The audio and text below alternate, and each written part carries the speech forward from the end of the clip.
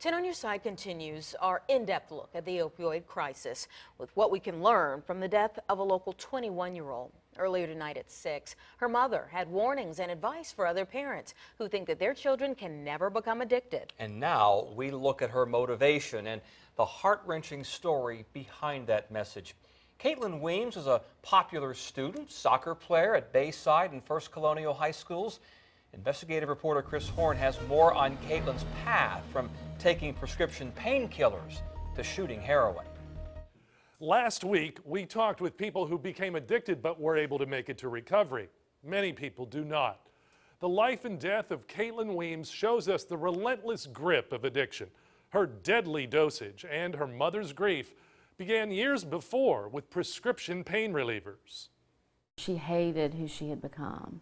She knew she was letting herself down. She knew she was letting God down. She knew she was letting us down. At 21, Caitlyn Weems had gone through enough for 3 lifetimes.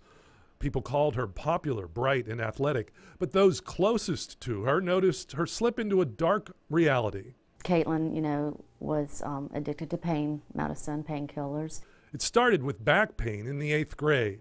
The orthopedic said she basically had the back of a 90-year-old. That she just had a completely squished, collapsed disc. That she was probably born with it. The doctor prescribed Percocet. Percocet, Dilaudid, Oxycontin, all those are really heroin prescribed by a doctor. They all come from the opium plant. They do the same thing.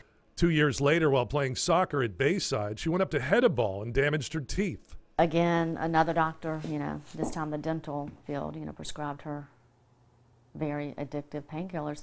And we didn't think anything about it because it was, prescribed by a doctor. And then slowly, without us knowing, she was then seeking out, more pills and had met people that could give her pills. Or she would steal them, once from her own brother who got hurt playing baseball.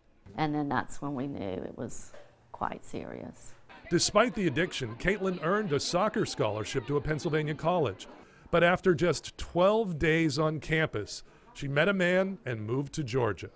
And then she got pregnant. Her family welcomed her home to have the baby, but only if she stayed clean.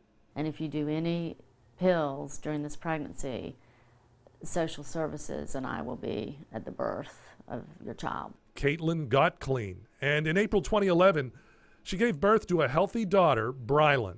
I call her my earth angel, but she's a spitting image of Caitlyn.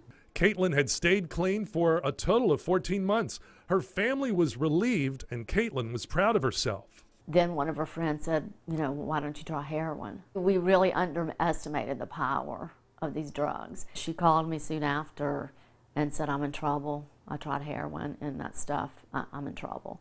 Caitlyn entered a sober living house with 4 other women. I was so hopeful.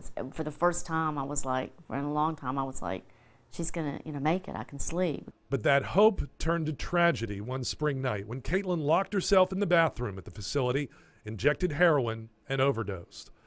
Caitlyn's mother is certain that her daughter's struggle with addiction began all those years ago with a trip to the doctor's office. I'm going to talk about this. My daughter was not a bad person trying to get good. She was a sick person trying to get well.